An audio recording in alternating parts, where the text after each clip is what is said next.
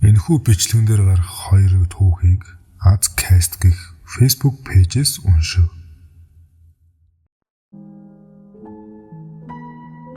Намайг Т гэдэг.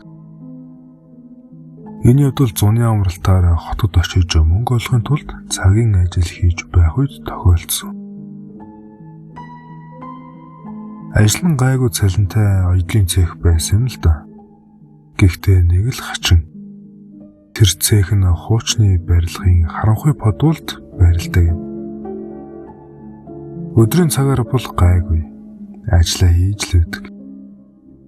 Харин орой болонгууд яг л өөр ертөнцид орсон мэт мэдрэмж төрдөг байлаа. Тэр харанхуй булангаас хэн нэгэн байнга ширтэж байгаа мэт яг л амьсгалах чимээч сонсогдоод байх шиг. Үнэхээр эвгүй. Яг л хажууд байгаа юм шиг л байдаг. Гэхдээ наадан болтол ажиллая гэж өөрийгөө зориулсаар л байсан. Хамт ажилтдаг оёдлчин ихч хүртэл нэг л хүйтэн царайтай. Хүнтэй эвгүй харц солилцдог, ярвай журвайсан байдалтай. Тэр ч бас ямар нэгэн зүйл мэддэг юм шиг санагддаг байсан. Наадмын өмнөх шөнө би хүргэлт хийж дуусаад цүнхээ авахар цех рүү орлоо. Фото бол яг л байнга байсан шиг л харанхуй. Гэхдээ энэ удаа арай өөр байлаа. Тэр бууланд яг юу ч үгүй сууж байдаг шиг байсан мэдрэмж энэ удаа боддоор билсэн. Өвдгөө тэрч гисэн нэгэн зүйл харагдлаа. Би анхаарал зүгээр сүйдэр байл гэдэг гэж өөрийгөө тайвшруулсан. Гэхдээ анхааралтай ширтэж харахад тэр зүйл аль хэдийн босоод намайг ширтэж инээмсэглээд зогсож байсан. Би тэр чигтээ хошиж орсон. Зүрхэн салуулаад би хөдөлж чадаагүй. Нүдмэн өөрийн ирэхгүй нөлөөсөөр бүрлцээд юу ч бодлогүй гүйж гарсан. Цүнхээж аваагүй. Сүүлд нь найзаар өдөр очиулж авалсан. Тэр газар дахиж эзээч очоогүй. Харсан зүйл минь хүний их гэхэд хэтэрхий аимшигтай байсан. Яг л ясны дээр зүсэн арьс наацсан мэт. Царай нь шалдан авал. Харин нүдний ухрахад нь улаан цэгэл байсан. Энэ явдлыг хэн нэгэнд хэлэх ёстой гэж бодсон. Цалин сайтай байлаач шөнийн цагт бүрэн харанхуй газар ажиллахаар болвол очиж үзээд тухайн орчныг мэдэрсний дараа шийдвэр гаргаарай. Юу ч тохиолдож мэднэ. Намайг гэдэг. Би 19 настай.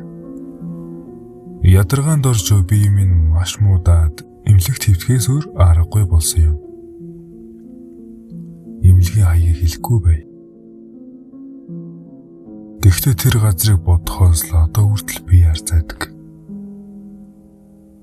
Эхний 3 өдөр бол зүгээр байлаа. Имчилгээ хийгээд унтаж амарч өглөө бүр ээжтэйгээ ярьдаг байсан.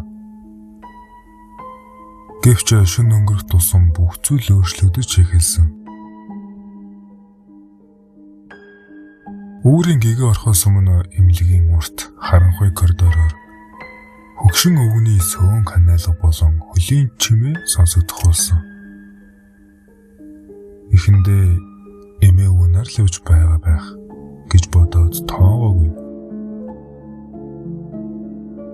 Гэвч яагаад заавал хөнгөн шөнөл тэр чимээ гардаг юм бол гэж сүүлдэл бодлоо. Сүүлийн шөнө бүх зүйл аимшигтай болж хувирсан. Би өрөөндөө ганцаараа байсан.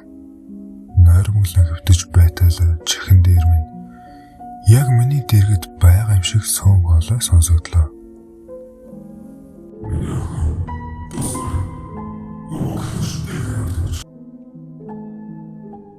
Би цочин өндөртөл өрөөнд юу ч байсангүй.